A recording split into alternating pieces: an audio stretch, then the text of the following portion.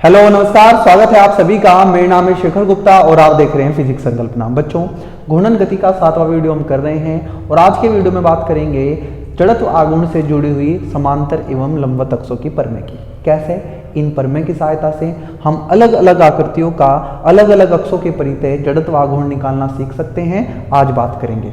बच्चों, पिछले जो 2 वीडियो हमने किए उसमें हमने अलग अलग आकृतियों के जड़त्व आघूर्ण निकालना सीखे। मेरी उम्मीद ये है आपसे, अगर आप समांतर एवं लंबवत अक्षों की परमें का उपयोग अच्छे से करना चाहते हैं, ये नहीं कि पढ़ ली याद हो गई इसको प्रूव करना हमें आ गया, लेकिन लगाना तब आएगा जब आप पिछले 2 वीडियो में जो आकृतियां हमने पढ़ी हैं उसमें पढ़ी हुई आकृतियों के जड़त्व आघूर्ण आपको याद हो। जैसे मैं आपसे पूछूं कि बताओ ठोस गोले का जड़त्व आघूर्ण कितना होता है उसकी व्यास के परितः, तो आप मुझे एकदम से बताए 2/5 m²। मैं खोखले गोले का पूछूं तो आप बताएं 2/3 m²। तो अलग अलग आकृतियों का, जैसे छड़ का हुआ, रिंग का हुआ, डिस्क का हुआ, आयताकार पटल का हुआ, त्रिभुजाकार पटल का हुआ, इन सब के जड़त्व आघूर्ण आपको याद होने चाहिए। ऐसे कोई 10 के आसपास आकृतियां हैं, 10-11 आपको याद करना पड़ेगा, तभी इस समांतर एवं लंबवत अक्षों को पढ़ने का फायदा है। हाँ, ये नहीं है कि आप इनको पढ़ लोगे तो कुछ होगा नहीं, आपके स्कूल एग्जाम में जब ये आएगा तो इसको लिख भी सकते हैं, आप इसको प्रूव भी कर सकते हैं। लेकिन बढ़िया क्वेश्चन, जेईई मेंस के, नीट के क्वेश्चन अगर आपको बनाने हैं तो आपको में आकृतियों के जड़त्व आघूर्ण याद होने चाहिए। क्यों, वो इस वीडियो में मैं आपको बताऊंगा कि क्यों याद होने चाहिए। तो बिना किसी देरी के शुरू करते हैं बच्चों आज का वीडियो। और सबसे पहले आज पढ़ेंगे हम समांतर अक्षों का परमें। हेडिंग लगाइए, समांतर अक्षों का परमें। समांतर अक्षों का परमें, इंग्लिश में बोलते हैं इसको बच्चों पैरेलल एक्सिस थ्योरम। क्या बोलते हैं? Parallel axis theorem. पहले इसको पढ़ने से पहले बच्चों मैं आपको कुछ बात बताऊंगा, आपको मैं बिल्कुल याद रखनी है। सबसे पहली बात, यहां हम 2 अक्षों की बात करेंगे, इसलिए यहां अक्षों लिखा है ना कि अक्ष लिखा है। कैसी अक्ष होंगी? समांतर। मान लीजिए मेरे पास ये 2 अक्ष हैं, अगर ये एक ऐसे है तो ये ऐसे होगी, ये ऐसे है तो ये ऐसे होगी, मतलब ये 2 अक्ष होंगी और हमेशा एक दूसरे के समांतर होंगी, तभी हम समांतर अक्षों की परमें की बात करेंगे। समांतर अक्षों की परमें आप कहीं भी लगा सकते हैं, चाहे वो आकृति एकविमीय है जैसे एक छड़ होती है, चाहे वो आकृति द्विविमीय है जैसे एक त्रिभुज होता है, एक आयत है, एक वर्ग है, चाहे वो आकृति त्रिविमीय है जैसे कि एक गोला होता है, एक शंकु होता है। आप समांतर अक्षों की परमें को हमेशा लगा सकते हैं, कुछ कंडीशंस में बताऊंगा कब लगेंगे। कितनी अक्ष होंगी? 2। दोनों एक दूसरे के क्या होंगी? समांतर, इसलिए हम इसको समांतर अक्षों का परमें कहते हैं। किन आकृतियों के लिए लगा सकते हैं इनको? कैसी भी आकृति हो उनके लिए हम लगा सकते हैं, एकविमीय, द्विविमीय या त्रिविमीय। बात करते हैं, मान लीजिए हमारे पास बच्चों कोई एक आकृति है, ये आपने कहा जी ठीक, और हमें यह पता है कि इस आकृति का द्रव्यमान केंद्र कहीं यहां है। मैंने इसको प्रदर्शित कर दिया CM से। CM मतलब सेंटर ऑफ मास। हमें कहा कि एक अक्ष इस द्रव्यमान केंद्र से होकर गुजरती है। ये कोई अक्ष है बच्चों जो इस वस्तु के द्रव्यमान केंद्र से होकर गुजर रही है। ऐसी कितनी अक्ष हो सकती हैं जो इस द्रव्यमान केंद्र से होकर गुजरेंगी? आपने कहा भैया ऐसी लाखों करोड़ों अक्ष हो सकती है। मैं यहाँ 1, 2, 3, 4, 5, 6 कितनी भी अक्ष यहाँ खींच सकता हूँ जो कहाँ से पास कर रही है? द्रव्यमान केंद्र से। मैंने उनमें से कोई एक अक्ष उठा ली और ये कहा कि ये अक्ष इसके द्रव्यमान केंद्र से होकर गुजर रही है और इस अक्ष के परितः इस वस्तु का, इस आकृति का जड़त्व आघूर्ण ICM है। I का मतलब जड़त्व आघूर्ण। किसके परितः? उस अक्ष के परितः जो इस वस्तु के द्रव्यमान केंद्र से होकर गुजर रही है। हमने कहा ठीक, मतलब ये जो समांतर अक्षों की परमें हैं इसमें 2 अक्ष होंगी और दोनों एक दूसरे के समांतर होंगी और उनमें से एक अक्ष को वस्तु के द्रव्यमान केंद्र से होकर गुजरना पड़ेगा। साफ साफ सुन लो मेरी बात, अगर 2 अक्ष हैं और उनमें से कोई भी द्रव्यमान केंद्र से होकर नहीं गुजर रही तो आप समांतर अक्षों की परमें नहीं लगा सकते। कितनी अक्ष होनी चाहिए? 2 बार बोलो, 2 अक्ष होनी चाहिए। कैसी होनी चाहिए? एक दूसरे के समांतर होनी चाहिए, लेकिन उनमें से एक अक्ष द्रव्यमान केंद्र से होके गुजरना जरूरी है। अगर नहीं गुजरेगी तो आप कहेंगे हम समांतर अक्षों की परमें नहीं लगा सकते। हमने कहा ठीक, एक और अक्ष है। दूसरी अक्ष की बात करेंगे, वो अक्ष हमेशा इसके समांतर होनी चाहिए। पहली अक्ष कहाँ से पास करेगी, आपने कही भैया पहली की अक्ष हमेशा द्रव्यमान केंद्र से पास करेगी। अच्छा, पहली दूसरी का कुछ नहीं है, ये भी हो सकती है पहली, ये दूसरी भी हो सकती है, और दूसरी अक्ष उसके क्या होगी, समांतर। हमने कहा इसके परिते हमने मान लिया कि वस्तु का जड़त्वाघूर्ण I है, और इन दोनों अक्षों के बीच की जो लंबवत दूरी है वो हमारी a है। लंबवत दूरी मतलब इनके बीच की सबसे कम दूरी कितनी है, a। आप इनको ऐसे नहीं मापेंगे, आप इसको ऐसे नहीं मापेंगे, आप हमेशा कहेंगे दोनों अक्षों के बीच की लंबवत दूरी a है। तो समांतर अक्षों की प्रमेय ये कहती है कि जो I है, ये जो I है ये बराबर होता है किसके, ICM प्लस MA² के। एक बार लिख लो, समझाने का काम मेरा है, ठीक है। समांतर अक्षों की प्रमेय ये कह रही है कि जो I है वो बराबर होगा ICM प्लस MA² के, जहां M इस वस्तु का द्रव्यमान है। इस वस्तु का द्रव्यमान कितना है, m। ये a क्या है, ये इन दोनों अक्षों के बीच की लंबवत दूरी है।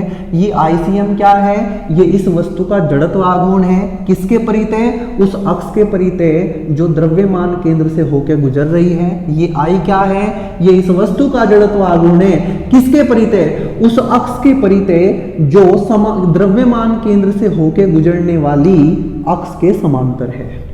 थोड़ा सा लेंदी है लेकिन है आसान, देखो मुश्किल नहीं है। मैंने आपको एक बार लिखते हैं। मैं आपसे पूछता हूं ये I क्या है, आपने कहा वस्तु का जड़त्वाघूर्ण, जड़त्वाघूर्ण। मैंने कहा ठीक, अच्छा जी। मैंने कहा ये ICM क्या है, आपने कहा जी ये भी वस्तु का जड़त्वाघूर्ण है, वस्तु का जड़त्वाघूर्ण मैंने लिख लिया। मैंने कहा ये m क्या है, आपने कहा ये वस्तु का द्रव्यमान है, वस्तु का द्रव्यमान।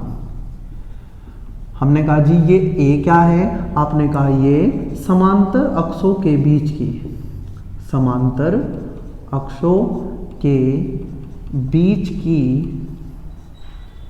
न्यूनतम दूरी है, बीच की न्यूनतम दूरी या लंबवत दूरी भी इसको बोल देते हैं, ठीक है जी। आपने कहा भैया ठीक है समझ आ गया, मैं लिख देता हूं I क्या है, वस्तु का जड़त्वाघूर्ण, ICM भी क्या है, वस्तु का जड़त्वाघूर्ण, M क्या है, वस्तु का द्रव्यमान है, A क्या है, इन दो समांतर अक्षों के बीच की न्यूनतम दूरी। इनमें फर्क क्या है I और ICM में, आपने कहा भैया ये वस्तु का जड़त्वाघूर्ण है, किसके परिते, उस अक्ष के परिते, उस अक्ष के परिते जो वस्तु के द्रव्यमान केंद्र से, द्रव्यमान केंद्र से होकर गुजरती है। देखो कितना लंबा लिखना पड़ रहा है, आप अपनी किताब में देखोगे ना, इसकी जब आप इसकी परिभाषा देखोगे, समांतर अक्षों की प्रमेय परिभाषा या इसका स्टेटमेंट जो ये लिखी होती है तो बहुत लंबी सी मिलेगी आपको। ICM है वस्तु का जड़त्वाघूर्ण उस अक्ष के परिते जो वस्तु के द्रव्यमान केंद्र से होकर गुजरती है। तो ये जी ये I क्या है, आपने कहा भैया ये भी वस्तु का जड़त्वाघूर्ण है, किसके परिते, उस अक्ष के परिते, उस अक्ष के परिते जो वस्तु के द्रव्यमान केंद्र से, द्रव्यमान केंद्र से गुजरने वाली अक्ष के समांतर है, अक्ष के समांतर है। देखना कितना लंबा बना है, ठीक है। आप इसको एक बार नोट करेंगे और फिर हम इसको एक बार लिखने की कोशिश करेंगे। पहली बात आप मुझे एक बार बता दो कितनी अक्ष होंगी, आपने कहा भैया दो अक्ष होंगी, दोनों एक दूसरे के समांतर होगी। दोनों में से एक कहाँ से पास करेगी, वस्तु के द्रव्यमान केंद्र से, दूसरी वो उसके क्या होगी, समांतर होगी। किन किन आकृतियों के लिए लगा सकते हैं इस थ्योरम को, आपने कहा चाहे एक विमीय है, चाहे द्विविमीय है, चाहे त्रिविमीय है, सबके लिए ये थ्योरम लग जाएगी, ये प्रमेय लग जाएगी।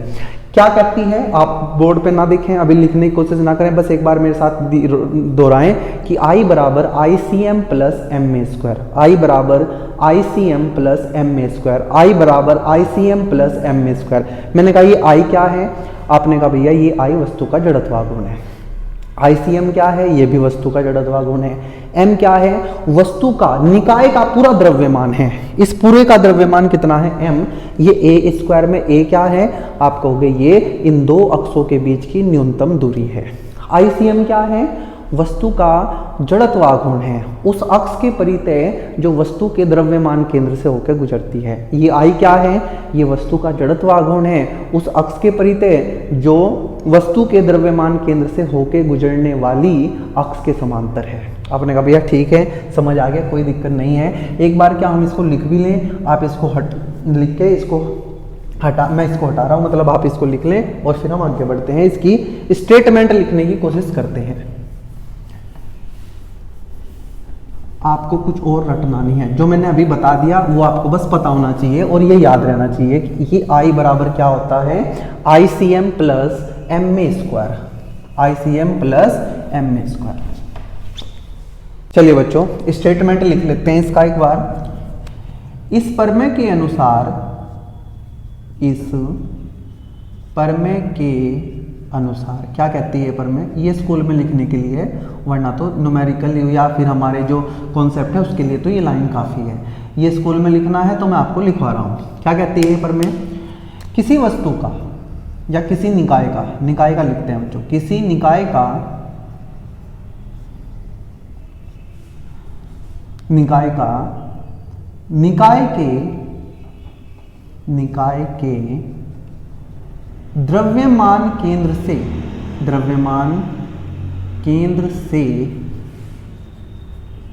गुजरने वाली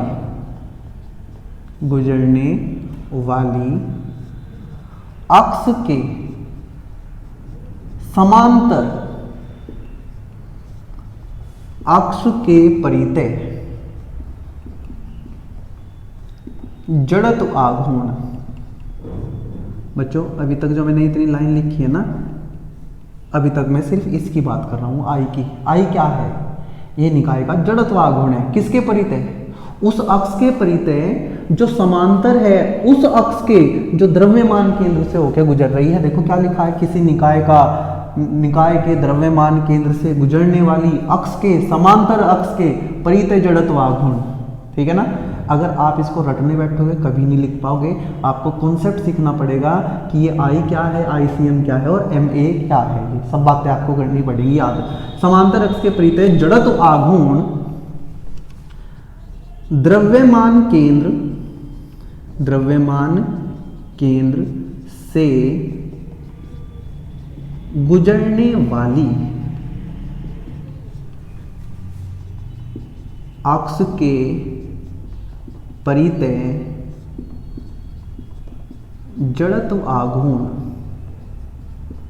अब मैंने जो बात की है वो इसकी की है, द्रव्यमान केंद्र से गुजरने वाली अक्ष के परितय जड़त्व आघूर्ण तथा निकाय के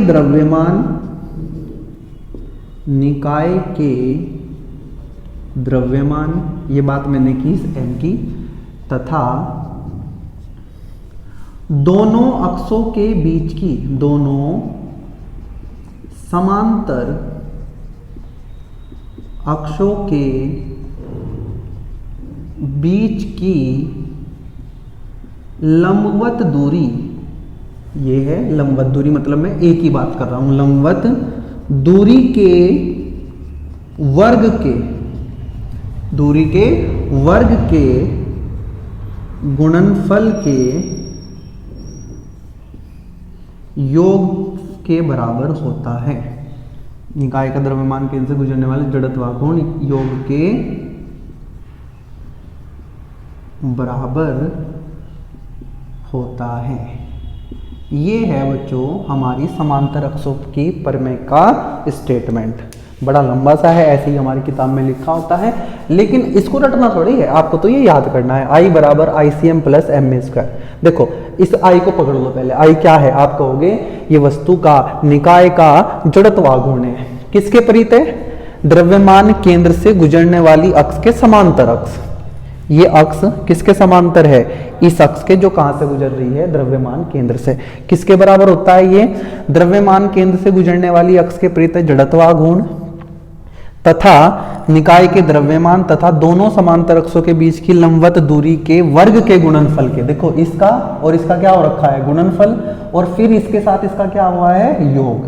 तो सबसे पहले आपको कहना है कि इसका स्क्वायर, फिर इनका गुणनफल और फिर इनका योगफल उसके बराबर होता है। उम्मीद है आपको समझ आ गया होगा। आप इसको एक बार लिख लेना। इसका इंपॉर्टेंस सिर्फ एग्जाम में लिखने के लिए है, न्यूमेरिकल सोल्व करने के लिए तो हम इसका यूज करेंगे। आपने कहा ठीक है भैया, एक बार इसको प्रूव भी कर लेते हैं, क्योंकि एग्जाम में हमारे इसका प्रूव बहुत बार पूछा जाता है, तो इसमें इसको हटा रहा हूं। चलिए बच्चों, प्रूव कर लेते हैं अपनी थ्योरम को। पहले एक बार थ्योरम यहाँ कोने में लिख देता हूं। थ्योरम कहते हैं कि I का मान होता है ICM प्लस MA²। हमें ये सिद्ध करना है, ठीक है। इसका मतलब आपको पता है, बार बार बताऊंगा तो टाइम वेस्ट करेंगे, मैं इसको हटा रहा हूँ, ठीक है बच्चों। पूरे निकाय का, ये जो पूरी आकृति है, इसका द्रव्यमान कितना है? आपने कहा भैया इसका द्रव्यमान m है। मैंने कहा मान लेते हैं यहाँ एक छोटा सा द्रव्यमान, छोटा सा टुकड़ा है। छोटे से टुकड़े का द्रव्यमान हम कितना मानते हैं बच्चों? आपने कहा भैया हम dm मानते हैं। मैंने कहा कि आप मुझे बस ये बता दो कि ये dm यहाँ से, इस अक्ष से जो द्रव्यमान केंद्र से गुजर रही है, कितनी दूर है? आपने कहा भैया कुछ भी मान लो उसको। हमने मान लिया कि ये x दूरी है। x किसकी दूरी है? छोटे से द्रव्यमान dm की। कहां से? उस अक्ष से जो द्रव्यमान केंद्र से होके गुजर रही है। तो बच्चों इसका मतलब ये है कि हम सारी दूरी कहां से मापेंगे? उस अक्ष से मापेंगे जो द्रव्यमान केंद्र से गुजर रही है। मतलब यहाँ सेठ कौन है? यहाँ मालिक कौन है? यहाँ सबसे इंपॉर्टेंट आदमी कौन है? सेंटर ऑफ मास से द्रव्यमान केंद्र से गुजरने वाली अक्ष। आपने कहा ठीक है भैया, इस अक्ष से इस अक्ष की दूरी कितनी है? आपने कहा भैया ये a है। हमने कहा ठीक है। अच्छा मुझे बताओ, अगर मैं केवल इस dm का, छोटे से द्रव्यमान का जड़त्व आघूर्ण निकालूं, तो क्या आप निकाल सकते हो? आप कहेंगे भैया हमने सीख रखा है। हमने कहा dm का द्रव्यमान केंद्र से गुजरने वाली अक्ष के परितः जड़त्वाघूर्ण। बहुत लंबा लिखना पड़ता है इसमें। dm का द्रव्यमान केंद्र से गुजरने वाली, अच्छा ऐसा करते हैं, इनका नाम दे देते हैं बच्चों। मैं इसका नाम दे रहा हूं, इस अक्ष का नाम दे रहा हूं मैं AB, और इसका नाम दे रहा हूं मैं XY। तो मुझे ज्यादा नहीं लिखना पड़ेगा, ठीक है। आप कहोगे ठीक है, अपनी सहूलियत के लिए हमने उनका नाम दे दिया। dm का किसके परितः जड़त्वाघूर्ण? अब आप कहोगे AB के परितः। dm का AB के परितः। AB क्या है? अक्ष है, जो कहां से गुजर रही है? द्रव्यमान केंद्र से। AB के परितः जड़त्व आघूर्ण क्या होता है भाई? आप कहोगे छोटा सा द्रव्यमान है तो जड़त्व आघूर्ण भी छोटा सा होगा। किसके परितः? AB के। और AB कहां से गुजर रही है? सेंटर ऑफ मास से। तो मैं इसके पैरों में सेंटर ऑफ मास लिख देता हूं। फॉर्मूला होता है बच्चों हमारा mr²। m की जगह यहां है dm, और r क्या होती है? अक्ष से दूरी। अक्ष से दूरी, dm की दूरी कितनी है यहां से? आप कहोगे x है, तो यह आ जाएगा dm x²। कोई दिक्कत नहीं है? आपने कहा कोई दिक्कत नहीं। अब हम इसी dm का जड़त्व आघूर्ण निकाल लेंगे xy के परितः।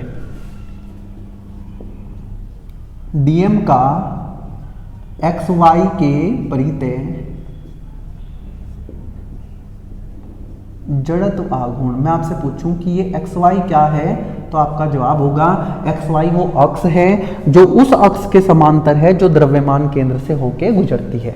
आपने कहा कि अगर ये छोटा सा द्रव्यमान है तो उसका जड़त्व आघूर्ण भी छोटा सा होगा, लेकिन ये किसके परितः है? xy के परितः। तो मैं पैरों में xy लिख देता हूं, या नहीं भी लिखना चाहते तो कोई दिक्कत नहीं है। कितना होगा? आप कहोगे फॉर्मूला होता है mr²। m की जगह यहाँ dm है। r क्या होती थी? डिस्टेंस किसकी? dm की। कहां से? अक्ष से। इस dm की इस अक्ष से दूरी कितनी है? आप कहोगे ये x है, ये a है, तो ये टोटल दूरी हो जाएगी a + x। तो यहां लिखा जाएगा a + x का होल स्क्वायर, mr²। m कितना? dm। r मतलब डिस्टेंस a + x। आपने कहा कोई दिक्कत नहीं। अच्छा बच्चों, अगर मैं इसको खोलना चाहूं तो क्या आप मुझे बता देंगे कि a प्लस बी का होल स्क्वायर क्या होता है? आप कहोगे भैया ये बन जाएगा a square plus x square plus 2ax। ठीक है, कोई दिक्कत नहीं है, कोई दिक्कत नहीं है। हमने कहा dixy मतलब जड़त्व आघूर्ण किसके परित है? एक्स वाई के परित है। कितना आ गया? dm a square plus dm x square plus 2ax dm, 2ax dm। ये है बच्चों, ये हमने निकाल लिया। यहाँ तक आप कहोगे कि भैया इसमें तो कुछ भी मुश्किल नहीं है। मैंने कहा कोई मुश्किल है ही नहीं। ये क्या है? ये इस dm का जड़त्व आघूर्ण है एक्स वाई के परित है। मैंने कहा ये क्या है? या इसको बताओ, ये dm x स्क्वायर क्या है? आप कहोगे dm x स्क्वायर ना, ये देखो जड़त्व आघूर्ण है किसका? dm का। किसके परित है? AB के परित है। अगर मैं ऐसे ऐसे बहुत सारे dm बनाता रहूं तो मुझे अगर इस चीज का इंटीग्रेशन कर दूंगा तो क्या मुझे इस पूरी आकृति का जड़त्व आघूर्ण मिल जाएगा? ये तो मैंने किसका जड़त्व आघूर्ण निकाला? dm का। dm इस आकृति का एक छोटा सा हिस्सा है। अगर मैं इस लाइन का इंटीग्रेशन कर दूं, क्या कर दूं? इंटीग्रेशन, तो मुझे पूरी आकृति के लिए जड़त्व आघूर्ण मिल जाएगा। आप कहोगे भैया बिल्कुल यही तो करते आ रहे हम। तो हमने कहा इसका इंटीग्रेशन करते हैं। समाकलन करने पर, क्या करने पर? समाकलन करने पर आप कहोगे कि ये हो जाएगा dixy बराबर integration dm a square integration dm x square integration 2ax dm। ठीक है, मैं ना ऊपर से हटा रहा हूँ बच्चों इसको, अब ये आपने लिख लेना, इसको मैं हटा रहा हूँ।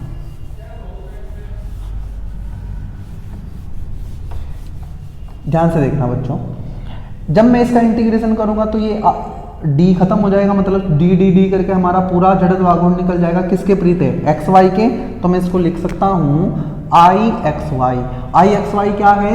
इस पूरी आकृति का एक्स वाई के परित है जड़त्व आघूर्ण। ये छोटा सा जड़त्व आघूर्ण था, इंटीग्रेशन करने पे हमें सारा जड़त्व आघूर्ण मिल गया। मैंने कहा ये a क्या है? ये इन दोनों अक्षों के बीच की दूरी है। क्या ये चेंज होगी? आपने कहा भैया यहाँ आप कोई सा भी द्रव्यमान ले लो, कोई सा भी, यहाँ ले लो dm, इन दोनों के बीच की दूरी तो a ही रहेगी। क्या अक्ष थोड़े ही बदल रहे हैं? अक्ष नहीं बदली जा रही है। अक्ष नहीं बदलेगी तो दोनों के बीच की दूरी नहीं बदलेगी, मतलब ये a स्क्वायर कॉन्स्टेंट होगा, तो a स्क्वायर बाहर आ जाएगा, अंदर बचेगा इंटीग्रेशन dm प्लस ये dm x स्क्वायर क्या है? आप कहोगे भैया अभी हम पढ़ के आए थे dm x स्क्वायर, यहाँ लिखा हुआ था, मैंने हटा दिया, बता देना चाहिए था मुझे। ये था हमारा DICM। क्या था ये? DICM। यहाँ से दो कांस्टेंट है, a कांस्टेंट है, तो 2a बाहर आ जाएगा, अंदर बचेगा x dm। क्या x भी बाहर ले सकते हैं? आप कहोगे भैया इस dm, अगर मैं इस dm को यहाँ लूंगा तो ये x बढ़ जाएगा, यहाँ लूंगा तो x घट जाएगा, मतलब x बदल रहा है, इसलिए x को बाहर नहीं ले सकते। मैंने कहा ये ixy क्या आ गया? a square. dm का इंटीग्रेशन जब करूंगा मैं, इस सारे के द्रव्यमान मिल जाएगा कि मुझे? भाई dm क्या है? इसका एक छोटा सा हिस्सा। ऐसे इसमें कितने हिस्से होंगे? आपने कहा इसमें लाखों करोड़ों हिस्से होंगे। ऐसे जब मैं सबको जोड़ दूंगा, मतलब इंटीग्रेशन कर दूंगा, तो मुझे कुल द्रव्यमान मिल जाएगा जो कि m है। ये DICM क्या है? ये इस dm का जड़त्व आघूर्ण है। किसके परित है? उस अक्ष के परित है जो द्रव्यमान केंद्र से होकर गुजर रही है। और अगर मैं इसका इंटीग्रेशन कर दूंगा तो मुझे ये ICM मिल जाएगा। क्या मिल जाएगा? ICM। आपने कहा ठीक भैया। थोड़ा सा ध्यान से यहाँ देखो बच्चों, एक काम करना, ये 2a है। आपने कहा भैया हाँ 2a है। ऊपर है x dm, मैं इसको ना भाग कर रहा हूँ इंटीग्रेशन dm से, क्योंकि मैंने भाग किया है अपने आप से, तो मुझे गुणा भी करनी पड़ेगी। मैंने इंटीग्रेशन dm से गुणा कर दी, इंटीग्रेशन dm से मैंने इसको भाग कर दिया। थोड़ा सा अच्छा करके लिखते हैं इसको। आपने कहा भैया ये आया ixy, ये आ जाएगा ICM, पहले लिख देते हैं। देखो यही प्रूव करना था मुझे, ICM प्लस इसको अच्छे से करके लिखते हैं ma स्क्वायर। आपने कहा ठीक। ये आ जाएगा बच्चों 2a, ये इंटीग्रेशन dm, इसको भूल जाओ अभी, इंटीग्रेशन dm आ जाएगा कुल द्रव्यमान m, और अंदर बचा है ये क्या? Integration x dm upon integration dm। अब मुझे एक बात बता दो, क्या आपको ये कहीं पढ़ा लग रहा है क्या? मैं इसको नीचे वाले को हटा दूंगा।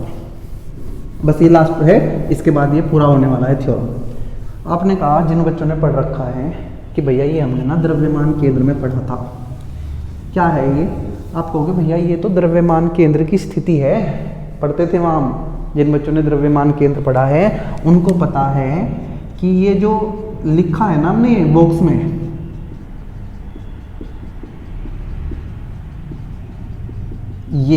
ये हमारा एक्सियम है। क्या है? एक्सियम, मतलब हमारे द्रव्यमान केंद्र का एक्स घटक। आपको पता है ना, हर द्रव्यमान केंद्र के 3 घटक होते थे, एक्सियम, वाईसीएम, जेडसीएम। तो ये ऐसा देखना, अपने नोट्स देखना अगर आपने बनाए हो तो वहां integration x DM upon integration DM को हम क्या लिखते थे? एक्सियम। मतलब ये द्रव्यमान केंद्र का एक्स घटक है। अब बच्चों ध्यान से सुनना जो मैं बताने वाला हूं, क्योंकि हमने सारी दूरियां इस अक्ष से मापी हैं। किससे? जो द्रव्यमान केंद्र से होकर गुजर रही हैं। मतलब मैं ये कह सकता हूं कि हमारा सारी दूरियां हम द्रव्यमान केंद्र से माप रहे हैं, मतलब हमारा द्रव्यमान केंद्र ही मूल बिंदु है। भाई सारी दूरियां कहां से मापी जाती हैं? द्रव्यमान की, मतलब मूल बिंदु से। यहां हम सारी दूरियां, मैंने ये डीएम की दूरी कहां से मापी? इस अक्ष से जो द्रव्यमान केंद्र से जा रही है। मैंने इसकी दूरी ए कहां से देखी? इस अक्ष से जो कहां से जा रही है? द्रव्यमान केंद्र से। मतलब मैं सारी दूरियां द्रव्यमान केंद्र से माप रहा हूं, मतलब यहां द्रव्यमान खुद ही मूल बिंदु पे बैठा हुआ है। मतलब द्रव्यमान केंद्र का एक्स घटक, वाई घटक, जेड घटक सब क्या है? 0 है। तो मैं कहूंगा ये एक्सियम का मान हमारा 0 होगा। तो हम लिखेंगे आई एक्स वाई बराबर I c m plus M A square. इसका मान हमने रख दिया 0, तो सारा हो जाएगा 0 और ये बचेगा हमारा लास्ट रिजल्ट। यही हमें प्रूव करना था। आई एक्स वाई बराबर I c m plus M A square. इसको बॉक्स में कहीं लिख लेना जो मैंने आपको बताया है, क्योंकि सारी दूरियां द्रव्यमान केंद्र से मापी जा रही है, मतलब द्रव्यमान केंद्र खुद मूल बिंदु पे स्थित है। अतः द्रव्यमान केंद्र के एक्स वाई जेड घटक सब शून्य होंगे, इसलिए ये जो चीज है एक्सियम बनेगा और इसको हम 0 रख देंगे। ये लिख लेना आप कहीं।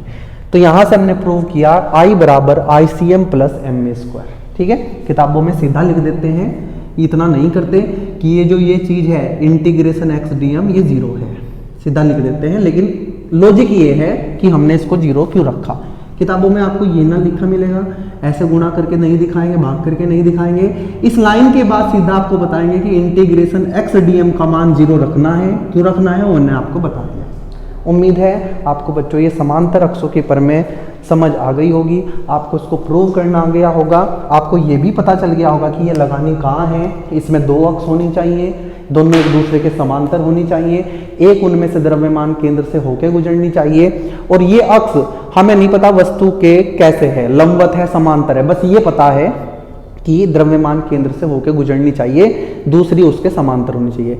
एक ऐसे है तो दूसरी ऐसे होगी, एक ऐसे है तो दूसरी ऐसे होगी, समांतर होनी चाहिए। एक कहाँ से गुजरनी चाहिए? द्रव्यमान केंद्र से। एक विमीय, द्विविमीय, त्रिविमीय सब आकृतियों के लिए आप इसको लगा सकते हैं। तो यहाँ खत्म करते हैं बच्चों हम अपनी समांतर अक्षों की प्रमेय को। अब इससे जुड़े 1-2 क्वेश्चन हम कर लेते हैं और फिर आगे बढ़ेंगे हम लंबवत अक्षों की प्रमेय की तरफ। ठीक है, इसको मैं हटा रहा हूँ बच्चों।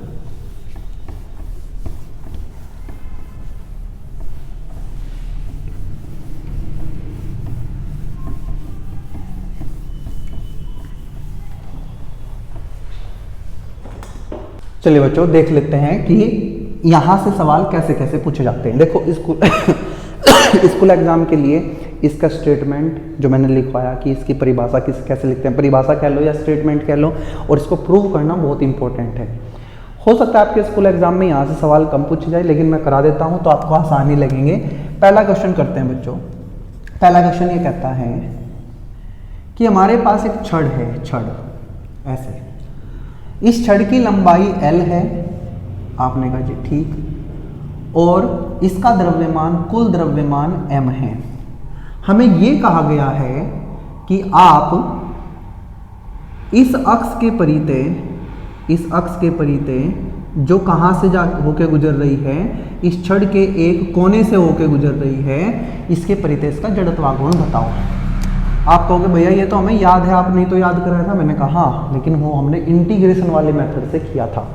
तो बच्चों आपको सबसे पहले तो ये ध्यान देना कि यहाँ समांतर अक्षों की परिमेय अगर हमें लगानी है तो मुझे दो अक्ष चाहिए जो दोनों एक दूसरे के समांतर हों और उनमें से एक वस्तु के द्रव्यमान केंद्र से होकर गुजर रही हो।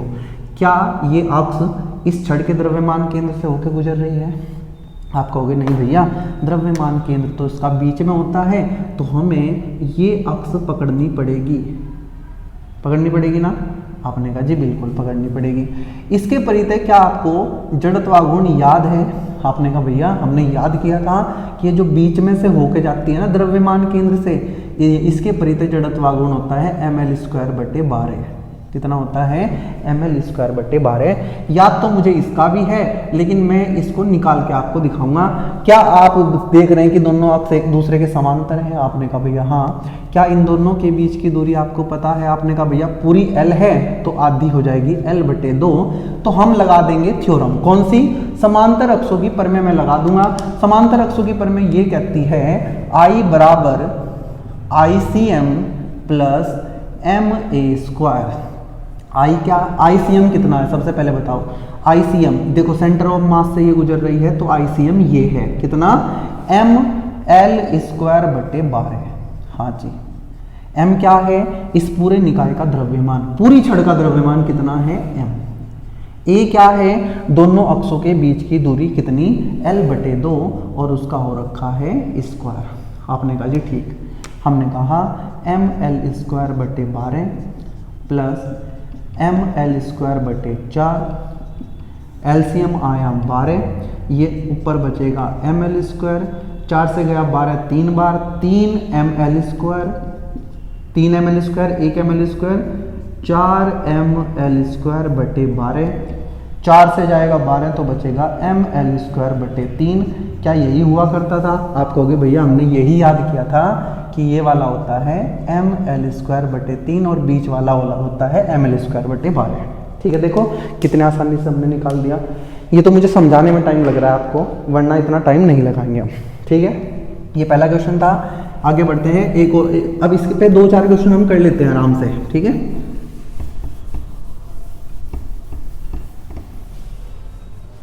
क्वेश्चन नंबर 2 बना लेते हैं बच्चों, और छड़ से ही कर लेते हैं क्वेश्चन। और छड़ से हमें कहा गया है ये एक छड़ है हमारी, इसकी लंबाई हमें वही l दे दी, 12 भी दे सकता है, चलो 12 कर लेते हैं। कितना कर लेते हैं? 12 इसकी लंबाई है, और इसका द्रव्यमान हमें दिया है कि इसका द्रव्यमान m है। कुछ भी दे आपको ध्यान रखना है।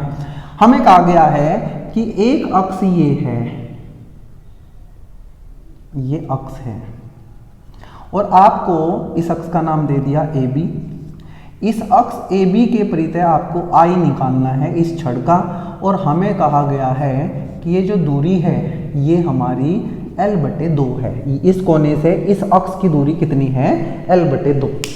कैसे करें?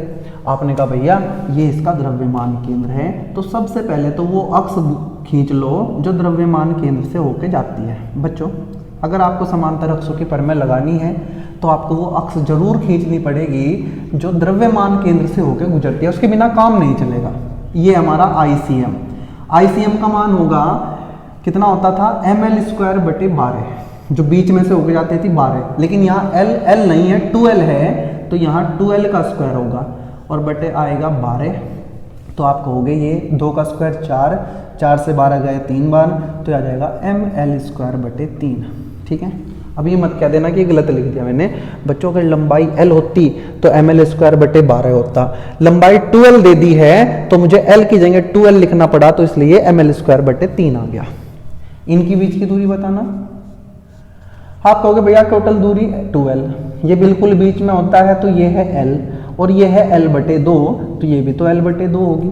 ये कितना? l, ये l/2, तो ये भी l/2, मतलब दोनों अक्षों के बीच की जो लंबवत दूरी है वो l/2 है।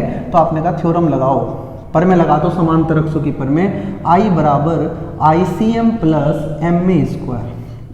ICM कितना है? आप कहोगे ml²/3। m क्या है? इस पूरी आकृति का द्रव्यमान जो कि m दे रखा है। अगर ये 2m दे देता तो मुझे यहाँ भी 2m रखना पड़ता और यहाँ भी 2m रखना पड़ता।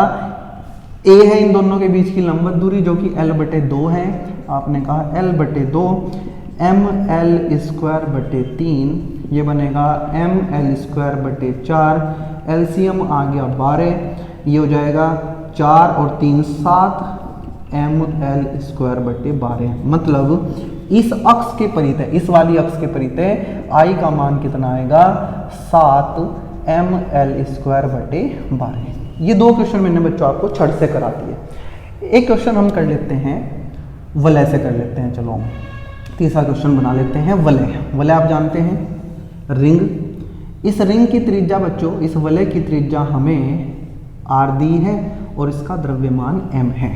ठीक है, आपको ये कहा गया कि आप ना अच्छा आपको क्या इसका जड़त्व आघूर्ण याद है?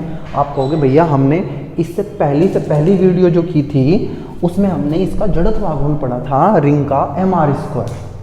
मैंने कहा लेकिन वो अक्ष कौन सी होती थी? अक्ष भी तो इंपॉर्टेंट है। आपने कहा भैया अक्ष होती थी ऐसी जो इसके द्रव्यमान इसके केंद्र से होकर गुजरती थी और इस तल के लंबवत थी। तो मैंने यहाँ क्रॉस बना के दिखा दिया। क्रॉस का मतलब होता है बच्चों लंबवत। ये ऐसे है तो अक्ष इसके लंबवत है। मैंने कहा आप ना मुझे इस अक्ष के परितः बताओ। इस अक्ष के परितः मैंने इसका नाम दे दिया ए बी अक्ष। ठीक है, और ये कहाँ से? ये इसका सेंटर ऑफ मास है, द्रव्यमान केंद्र यही है, तो ये इसका द्रव्यमान केंद्र है। आपने कहा भैया क्या मुश्किल है, समांतर अक्षों की पर में लगा देंगे। ये देखो एक अक्ष ये है, एक अक्ष ये है, ये द्रव्यमान केंद्र से गुजर रही है, दोनों एक दूसरे के समांतर है। तो मैं थ्योरम लगा दूंगा आई किसके परितः? ए बी के। किसके बराबर होती है? I c m plus M A square. आप कहोगे आईसीएम कितना? मैंने कहा मुझे बता दो जल्दी से। इस अक्ष के परितः जड़त्व आघूर्ण कितना होता है? आप कहोगे एम आर स्क्वायर। कितना? M R square. एम क्या है? पूरे निकाय का द्रव्यमान जो कि एम दिया है। ए क्या है? ए होता है समांतर अक्षों के बीच की दूरी। ये दूरी त्रिज्या के बराबर है तो ये आर ही आ जाएगा, तो ये हो जाएगा M R square. M R square हो जाएगा 2 स्क्वायर। तो इस अक्ष के परितः भी हमने जड़त्व आघूर्ण निकाल लिया। इसके परितः देखो, इसके परितः ये ऐसे घूमेगी। तो गिरजा भाई अगर ये बीच में है तो ये ऐसे घूमते इसके चारों तरफ, ये यहाँ है तो ये ऐसे घूमेगी, है ना? समझ रहे होंगे आप। इस कोने से फंसा के, मान लो एक चकती है हमारे पास, उसको यहाँ कोने से घुमा के ऐसे घुमा रहा हूँ तो वह ऐसे घूमेगी। बीच में होता तो ऐसे घूमती। अब ये ऐसे है तो ऐसे घूमेगी। अगर मैं आपको समझा पा रहा हूँ, मान लो ये थोड़ी देर के लिए मान लो ऐसे, बीच में होती तो ये ऐसे घूमती इसके चारों तरफ, लेकिन ये अब यहाँ ऐसे घूमेगी ऐसे। ठीक है, आपने कहा ठीक है भैया, ये हमने किसके लिए भी कर लिया? रिंग के लिए भी कर लिया। अगर आपको अब ये पूछ लेता कि वलय तो यही होती है, डिस्क के परितः बताओ, तो आप कह देते कि डिस्क के परितः इसका मान, डिस्क का कितना याद किया था इसके परितः? एम आर स्क्वायर बटे 2। तो ये एम आर स्क्वायर बटे 2 प्लस एम आर स्क्वायर हो जाता, ये ना बदलता, ये दूरी तो आ रही रहती, द्रव्यमान इसका एम है। एक हम कर लेते हैं गोले के परितः। ठीक है, इसको मैं हटा रहा हूं।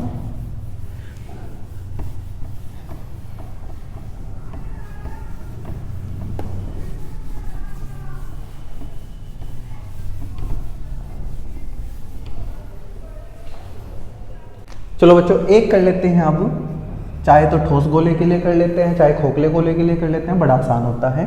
हमें कहा गया है कि ये कोई ठोस गोला है, खोखला गोला देगा तो खोखले गोले के लिए कर लेना।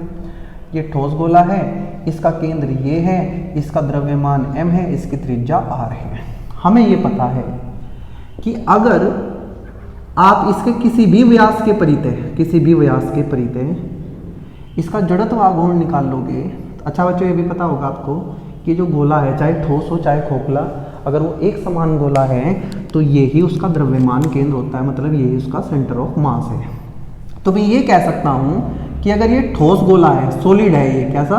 सॉलिड स्फीयर, तो आप कहोगे कि इसका जो जड़त्व आघूर्ण इसके परितः है ये होता है 2/5 एम आर स्क्वायर, जहाँ m इसका द्रव्यमान है, r इसकी त्रिज्या है। ये हमने पढ़ा था बच्चों पिछले ही वीडियो में।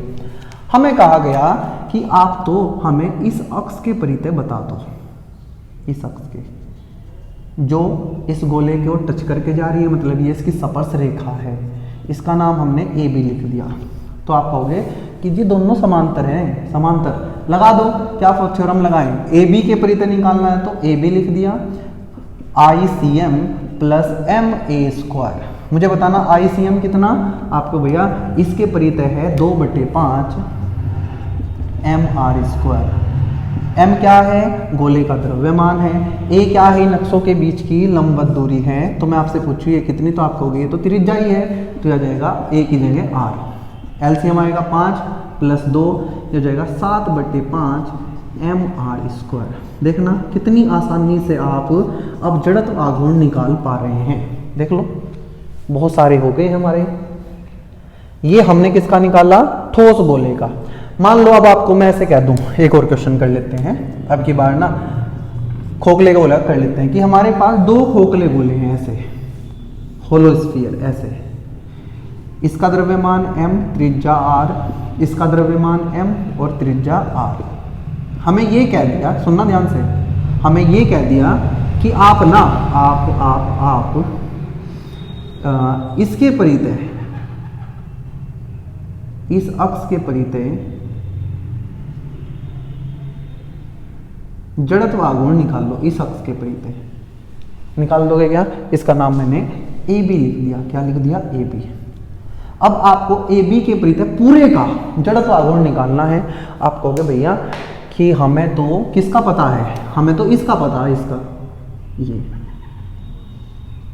है ना। आप कहोगे इस ये अगर इस गोले का व्यास है तो इसके परितः तो जो आई होता है ये खोखला गोला है, तो अब की बार आएगा 2/3 mr², सॉरी 2/3 mr², और इसका भी हमें पता है।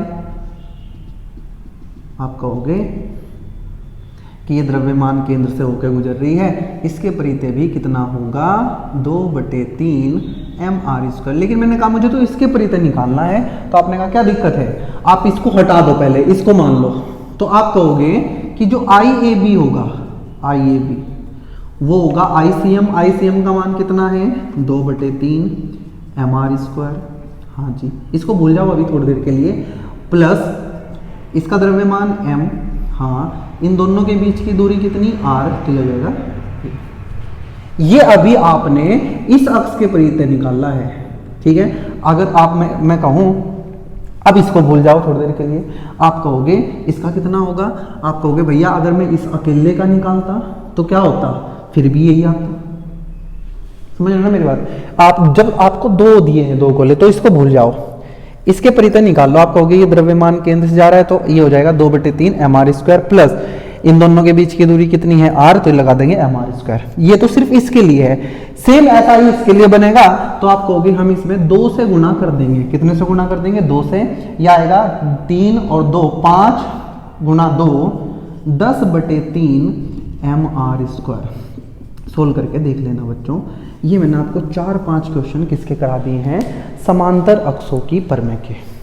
और यकीन मानो बच्चों, यहाँ से बढ़िया क्वेश्चन तब बनते हैं जब हम समांतर और लंबवत दोनों परमें कर लेते हैं। लंबवत अक्षों की परमें भी कर लेते हैं और समांतर अक्षों की परमें तो हमने कर ली, मिला के ही क्वेश्चन बढ़िया बनेंगे। यहाँ से आप देख पा रहे हो क्वेश्चन ये भी मैंने अच्छे करा दिया आपको, लेकिन ज़्यादा बढ़िया क्वेश्चन तब बनेंगे जब हम दोनों थ्योरम पढ़ लेंगे और मिला के यहाँ से क्वेश्चन आएंगे, जिसमें हम समांतर अक्षों की परमें भी लगाएंगे और लंबवत अक्षों की परमें भी लगाएंगे।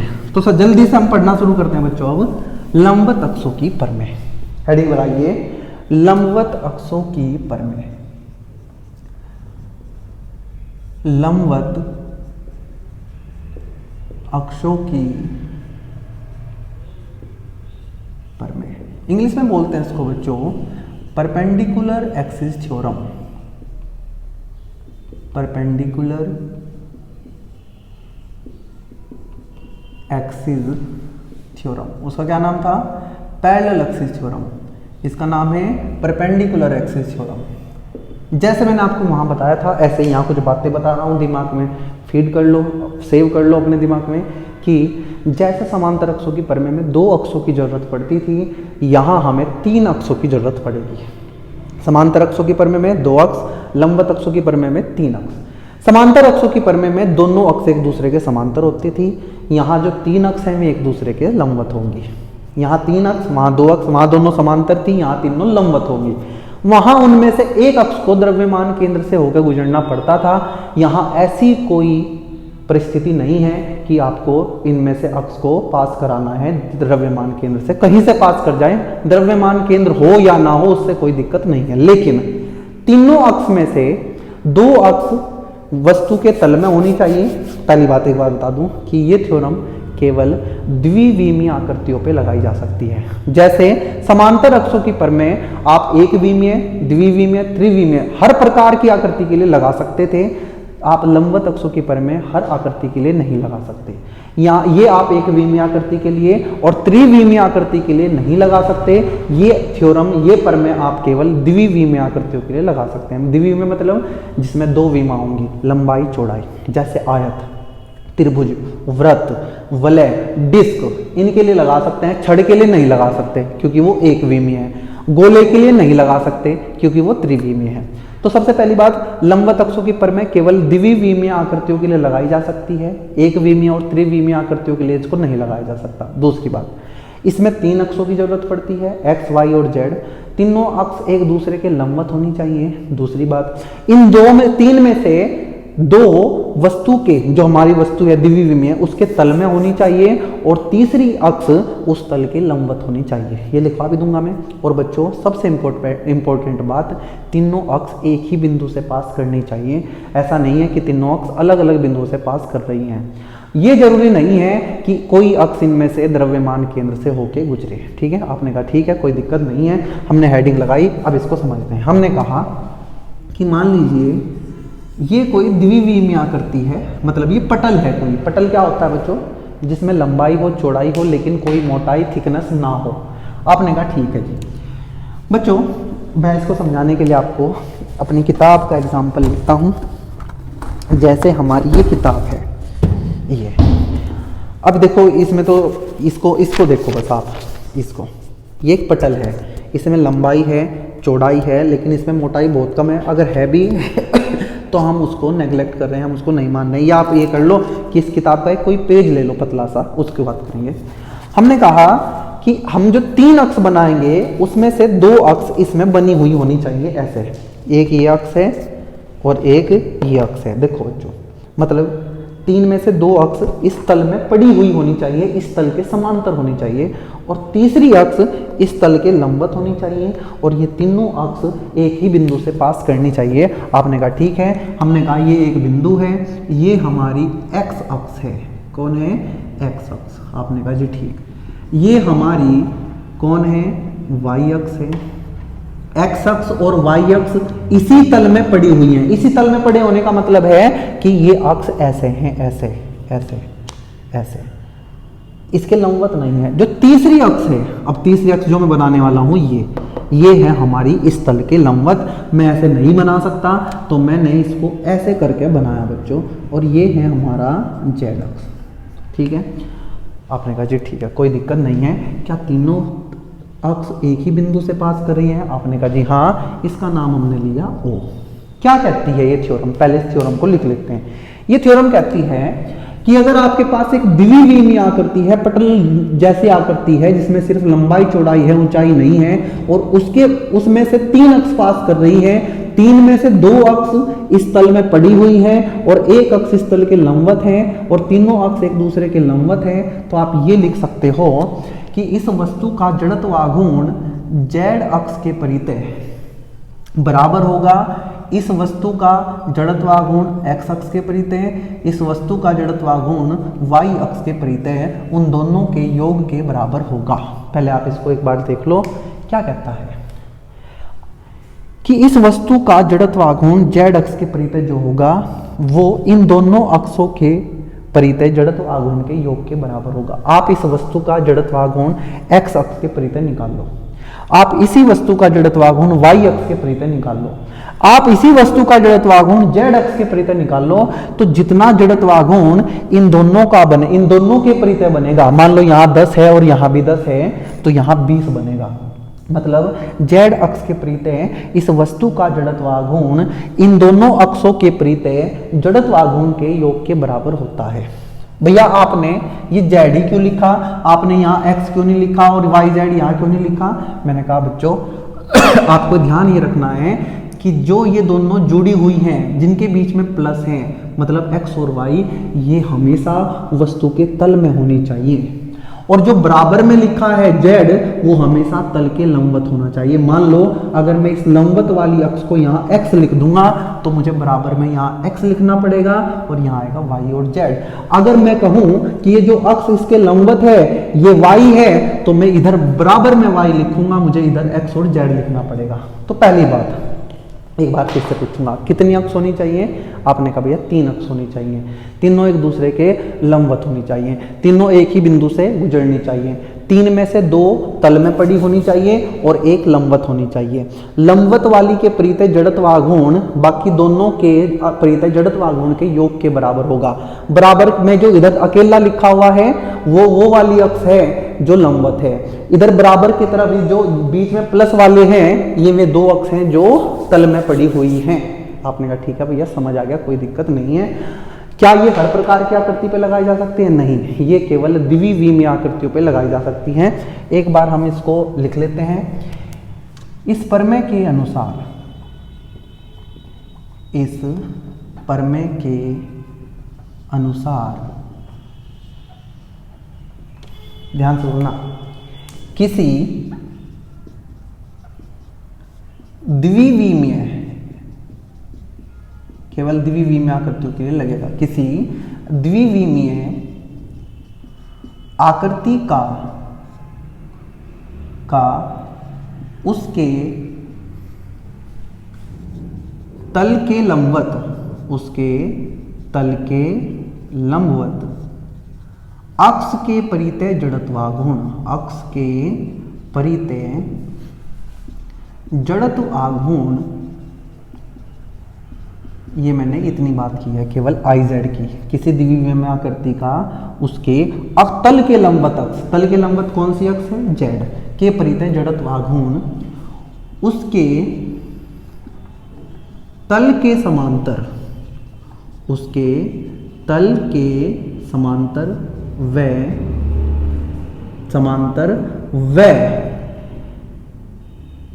परस्पर लंबवत अक्षों के परितः, ये जो 2 हैं x और y, ये इसके तल के क्या हैं? समांतर हैं और आपस में लंबवत हैं। x और y भी लंबवत है, y और z भी लंबवत है और x और z भी लंबवत है। वह परस्पर लंबवत अक्षों के परितः जड़त्व आघूर्णों के, आघूर्ण यहाँ आघूर्णों के योग के बराबर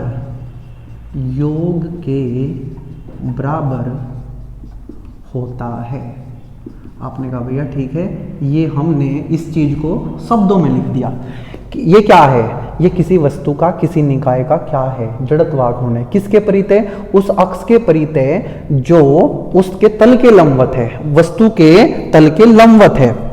ये किसके बराबर होता है? उन जड़त्व आघूर्णों के योग के बराबर होता है। उन जड़त्व आघूर्णों के योग के बराबर होता है जो किसके परितः हमने लिया? उन अक्षों के परितः जो उस वस्तु के तल के समांतर है। x और y इसके क्या हैं? समांतर हैं और आपस में लंबवत हैं, इसलिए इसको लंबवत अक्षों की प्रमेय कहते हैं। मैं आपसे पूछूं कि मुझे ये बताओ कि ये x और y कौन सी अक्ष है? x, y, z परस्पर कैसी अक्ष हैं? आप कहोगे परस्पर लंबवत अक्ष हैं, परस्पर लंबवत अक्ष हैं। आपने कहा ठीक है, ये पहला पॉइंट है। x, y, z तीनों एक ही बिंदु से, देखो एक ही बिंदु से गुजरनी चाहिए, तभी हम ये लंबवत अक्षों की प्रमेय लगा पाएंगे। ठीक है। तीसरा, अगर मैंने ऐसा लिख दिया तो ये जो x और y है ये वस्तु के तल के समांतर होनी चाहिए और ये z वस्तु के तल के लंबवत होनी चाहिए। x और y वस्तु के तल के समांतर और जो बराबर में लिखा हुआ है कौन? z वस्तु के तल के लंबवत होने चाहिए, तभी हम लंबवत अक्षों की प्रमेय लगा पाएंगे। मैंने कहा अच्छा बताओ कि ये कोई अक्ष है और ये है x और ये है z और जो लंबवत है वो y है। तो अब आप क्या लिखोगे, आप लिखोगे जो लंबवत है उसको पकड़ो पहले y को, उसके परितः जड़त्व आघूर्ण इन दोनों के परितः जड़त्व आघूर्णों के योग के बराबर होगा, Ix प्लस Iz के बराबर होगा। आप ऐसे इसको लिखोगे। उम्मीद है ये कोई बड़ी मुश्किल चीज़ आपको नहीं लगी होगी। ये हमने इसकी स्टेटमेंट लिख दी और जल्दी से बच्चों हम इसको प्रूव भी कर लेते हैं। आपने कहा ठीक है भैया प्रूव करो इसको, मैं इसको लिख कर रहने देता हूँ, इसको हटा रहा हूँ।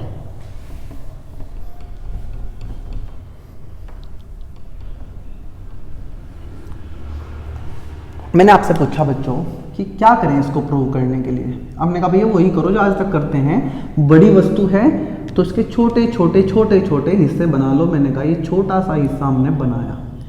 अच्छा बताओ मुझे, ये x और y इसी वस्तु के तल में है, तो मैं ये कह सकता हूँ कि जो वस्तु का तल है वो xy तल है, मतलब वहाँ z का मान 0 होगा। ये वस्तु है, इसमें x अक्ष है, y अक्ष है, z इसके लंबवत है। तो मुझे यहाँ बताओ, तो मूल बिंदु है, मूल बिंदु पे तो z 0 होगा, इधर जाओगे x बढ़ेगा, ऊपर जाओगे y बढ़ेगा।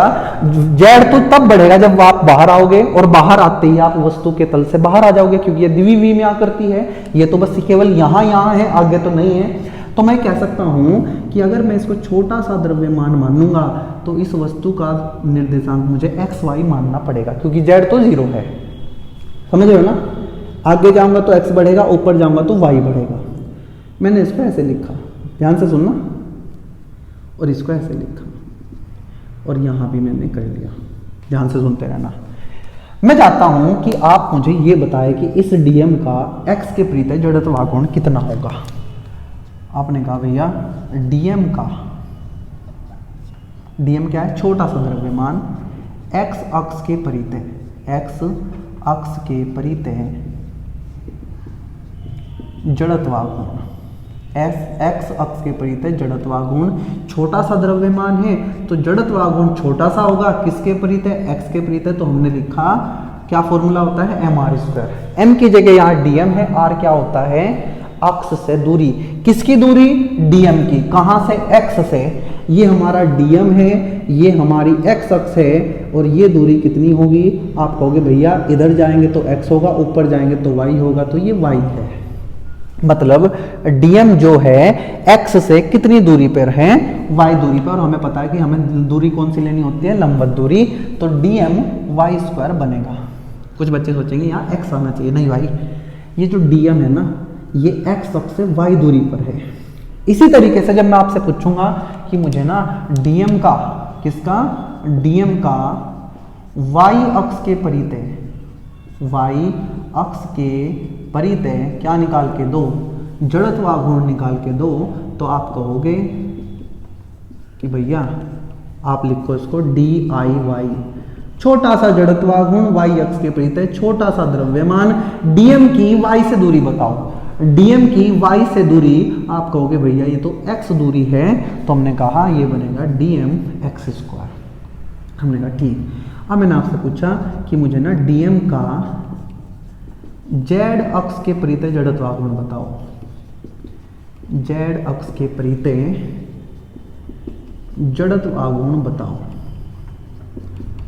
आपने कहा भैया इसमें क्या बड़ी बात है, छोटा सा जड़त्व आघूर्ण z के परितः, तो हमने लिखा DIZ। फॉर्मूला होता है mr², m की जगह है dm, r होती है दूरी किसकी, dm की। कहां से, z अक्ष से।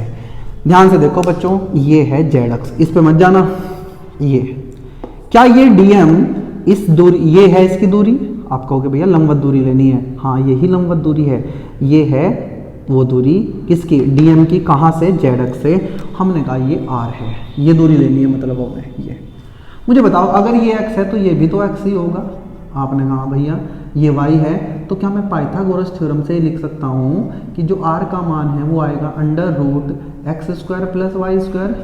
भाई ये कर्ण है, ये आधार है, ये लंब है, तो कर्ण का स्क्वायर क्या होता है, आधार का स्क्वायर प्लस लंब का स्क्वायर। इधर का स्क्वायर इधर आके √ हो जाएगा, तो r का मान आएगा √x² + y² का होल स्क्वायर। जैसे यहाँ x का स्क्वायर है, यहाँ y का स्क्वायर है, तो मुझे यहाँ r का स्क्वायर करना पड़ेगा, और r का स्क्वायर मतलब इसका स्क्वायर। रूट खत्म कर देते हैं, यह आ जाएगा हमारा DIZ बराबर डी एम रूट खत्म हो जाएगा, डी अंदर बचेगा X square plus Y square. मैं इसको लिख सकता हूँ डी आई जेड बराबर डी एम वाई स्क्वायर, ध्यान से देखना, D M Y square plus D M x square. आप कहोगे ऐसे क्यों लिख दिया? मैंने कहा मेरी मर्जी, आगे पीछे कहीं भी लिख सकता हूँ। आप लिख लो d M x square plus D M Y square. मैंने कहा इसका समाकलन कर दो। समाकलन करने पर जैसे ही आपने इसका इंटीग्रेशन किया, अगर मैं इसको यहाँ से हटा दूँ तो आप लिखोगे डी आई जेड बराबर D M Y square integration D M x square. मुझे बताना डी आई जेड क्या हो जाएगा? आप कहोगे जी आई जेड हो जाएगा। डी एम वाई स्क्वायर क्या है? D M Y square. आप कहोगे तो डी आई एक्स है। चलो एक मिनट, इसको ऐसे लिखा देने चाहता, D I Z D M Y square की जगह आएगा D X, D I X, D M x square की जगह आएगा डी आई वाई, और जब करेंगे इंटीग्रेशन तो डी खत्म हो जाएगा, तो ये आएगा आई जेड बराबर I x plus I Y. और यही होती है हमारी लंबवत अक्ष की परमें, यही होती है ना बच्चों। आपने कहा भैया ये हमें समझ आ गई, बिल्कुल कोई दिक्कत नहीं है।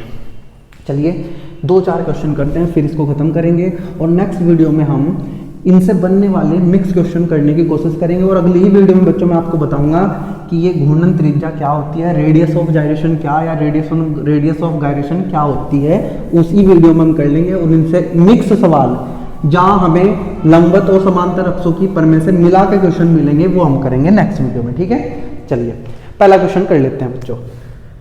क्या बनता है यहाँ से पहला क्वेश्चन? हमने एक रिंग ली बच्चों, रिंग। अच्छा ये ध्यान रखना, ये रोड पे नहीं लग पाएगा, गोले पे नहीं लग पाएगा, ये केवल द्विवी में आकृतियों पे लग पाएगा। आपने कहा भैया ये एक रिंग है, इसका द्रव्यमान m है, त्रिज्या r है। हमें पता है कि इसके जो लंबवत है ऐसे वाली अक्ष जो द्रव्यमान केंद्र से होकर गुजरती है, इसके परितः इसका जड़त्व आघूर्ण mr स्क्वायर होता है। लेकिन हमें ना आप इसके परितः बताओ, इसके परितः ये कौन है? मैंने कहा ये x अक्ष है। मैंने कहा अच्छा इसको भी खींच लो साथ साथ, ये कौन है? आपने कहा ये y अक्ष है। अच्छा तो फिर ये कौन रही होगी? आपने कहा जी ये z रही होगी।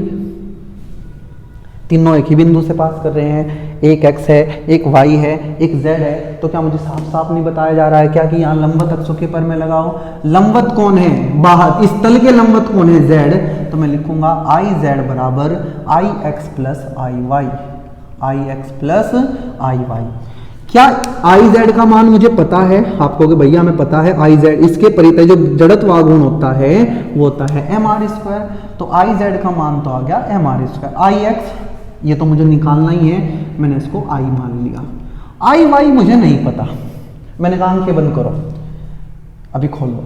अगर मैं बच्चों इसको ऐसे पलट दूं तो क्या जो y है वो x बन जाएगा, x y बन जाएगा? आपने कहा हाँ भैया जादू हो गया। तो अगर आप थोड़ी देर के लिए आंखें बंद करो, आप पहचान ही नहीं पाओगे कि जो x अभी x था वो y बन गया और जो y था वो x बन गया। मतलब चाहे आप x के परितः जड़त्व आघूर्ण निकाल लो, चाहे y के परितः जड़त्व आघूर्ण निकाल लो, दोनों का मान बराबर आएगा, क्योंकि ये रिंग एक सममित आकृति है। आप x के दोनों तरफ देख लो या y के दोनों तरफ देख लो, देखने में एक जैसी है। मतलब आप x के परितः अगर जड़त्व आघूर्ण I कहोगे तो y के परितः भी इसका जड़त्व आघूर्ण I ही रहेगा। तो यहाँ से ही आएगा mr स्क्वायर बराबर 2i। तो यहाँ से I का मान आ जाएगा mr स्क्वायर बटे 2। ये किसके परितः आया? ये उस अक्ष के परितः आया जो इस रिंग के कहाँ से पास कर रही है? द्रव्यमान केंद्र से, लेकिन इस रिंग के तल के समांतर है। पहले रिंग होता था, द्रव्यमान केंद्र से ऐसे जाता था लंबवत, तो हम कहते थे mr स्क्वायर। लेकिन अब अगर ये ऐसे जाएगा, ये समांतर हो गया देखो, तो हम कहेंगे ये mr स्क्वायर बटे 2 होगा। मान लो इसको डिस्क दे देता, तो आपको पता है कि इसके परितः, इस वाली के परितः डिस्क का कितना होता है? mr स्क्वायर बटे 2। तो यहाँ बटे 2 कर देते, बटे 2 कर देते, तो 2 यहाँ पे आ जाता, 4 आ जाता। बस ऐसे समझ रहे हो ना? मतलब आपको पहचान करनी है कि कहाँ हम समांतर अक्षों की पर में लगाएं और कहाँ हम लंबवत अक्षों की पर में लगाएं। एक और क्वेश्चन करते हैं और इसमें मैं आपको बताता हूँ कौन, हाँ उसका कर लेते हैं। किसका? आयताकार या वर्गाकार का, वर्गाकार पटल का। ये हमने रिंग का किया, डिस्क का भी मैंने बता दिया। मैंने आपको कहा बच्चों कि आपके सामने एक वर्गाकार पटल है और इसकी ये भुजा ए है, ए, ये भी है, ये भी है, ये भी है, सारी भुजा ए है। मैंने कहा हमें इसके परितः जड़त्व आघूर्ण पता है क्या? क्या मुझे इसके परितः जड़त्व आघूर्ण पता है क्या? मैंने कहा मुझे ना आप इसके परितः जड़त्व आघूर्ण निकाल के दो, इसके परितः जो लंबवत है इसके परितः। आपने कहा भैया ये तो एक्स अक्ष बन रहा है। मैंने कहा हाँ। मैंने कहा ये वाई अक्ष। अच्छा देखो क्वेश्चन में ना ये बना के नहीं दिया जाएगा, आपको सिर्फ ये पूछा जाएगा कि इसके परितः निकालो। ये दिमाग आपको अपने आप लगाना है कि आपको ये एक्स बनाना, ये वाई बनाना। आप कहोगे भैया हमने तो लास्ट वीडियो में पढ़ा था कि अगर ये एक अक्ष है बीच में से जा रही है तो इसका जो वो होता है जड़त्व आघूर्ण वो छड़ के बराबर ही होता है। छड़ का कितना होता है? बीच में से जा रहे हैं ml²/12। यहाँ l की जगह a है तो ये आ जाएगा ma²/12। ये भी तो बीच में से ही जा रहा है तो मतलब जो आई वाई होगा वो भी हमारा ma²/12 होगा। पढ़ना जाके, वो हमने आयताकार पटल की थी वहां बताई थी आपको ये बात। तो अगर ये z है तो मैं लिख सकता हूं आई जेड बराबर I x plus I y. I z मुझे निकालना है, आई एक्स का मान है ma²/12 प्लस आई वाई का मान भी कितना है ma²/12। जब दोनों को जोड़ूंगा तो आ जाएगा 2ma²/12। तो यहाँ से जब इसको काटूंगा तो आ जाएगा ma²/6। मतलब इसका तो हमें पहले से पता था कि इसका ma²/12 होता है, इसका भी ma²/12 होता है, लेकिन अब मैंने इसका निकाल दिया। कितना? आप कहोगे आपने इसका निकाल दिया ma²/6। ठीक है, आपने कहा ठीक। अभी मैं लंबवत वाले सवाल करा रहा हूँ, वरना मैं यहाँ समांतर अक्षों की पर में लगा के आपको इसके परितः भी बता देता हूँ। अच्छा ध्यान रखना है पटल है, यहाँ सारे में द्रव्यमान भरा हुआ है। कभी आप इसको गलत सोचो कि सिर्फ यहाँ द्रव्यमान है, ये पूरी शीट है एक। आपने कहा भैया इसका बता दो ना, इसका बता दो एक बार ऐसे, इसका। मैंने कहा यार इसका कैसे बताऊं? इसको इसके परितः जड़त्व आघूर्ण कितना होगा देखना ध्यान से, ये लास्ट है। फिर हम अगली वीडियो जो करेंगे उसमें खूब सारे क्वेश्चन आपके उसके करा दूंगा और फिर एक नया टॉपिक उसमें पढ़ लेंगे जिसको हम घूर्णन त्रिज्या बोलते हैं बच्चों। मैंने कहा अगर आपको इसके परितः जड़त्व आघूर्ण निकालना हो तो आपको एक काम करना पड़ेगा, आपको इसके परितः भी पता होना चाहिए।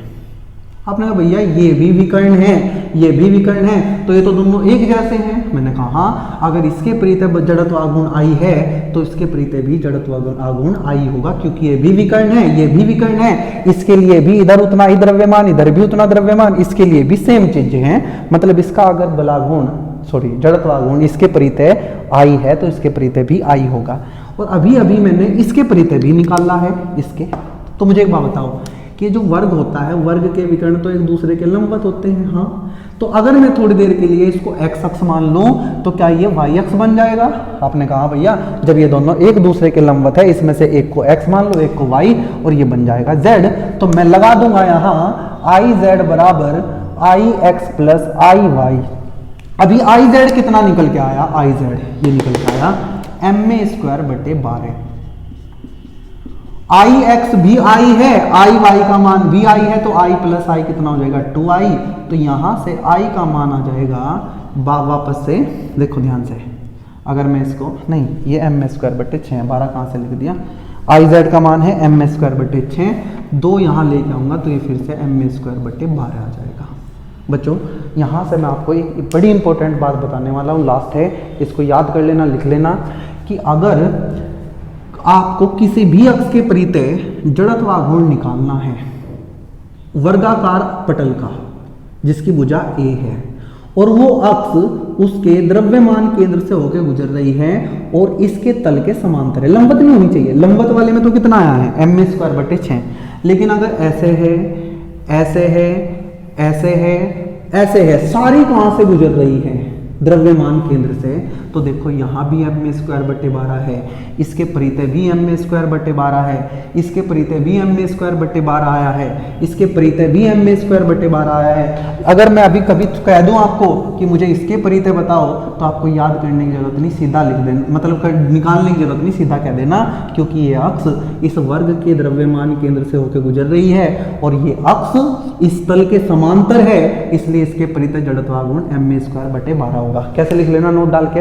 यदि कोई अक्ष वर्गाकार पटल के द्रव्यमान केंद्र से होकर गुजरती है तथा वह वर्गाकार पटल के तल के समांतर है तो उसके परितः उसका जड़त्व आघूर्ण हमेशा ma²/12 होता है। ठीक है, आज के वीडियो में बच्चों इतना ही रखेंगे। नेक्स्ट वीडियो में हम इनके मिक्स क्वेश्चन करेंगे, समांतर और लंबवत अक्षों की परिमेय के जो मिक्स क्वेश्चन आते हैं, और नेक्स्ट वीडियो में भी एक छोटा सा टॉपिक है हमारा घूर्णन त्रिज्या, उसको भी खत्म करेंगे। ठीक है, आज के वीडियो में इतना ही बच्चों, पढ़ते रहिए, मेहनत करते रहिए, धन्यवाद।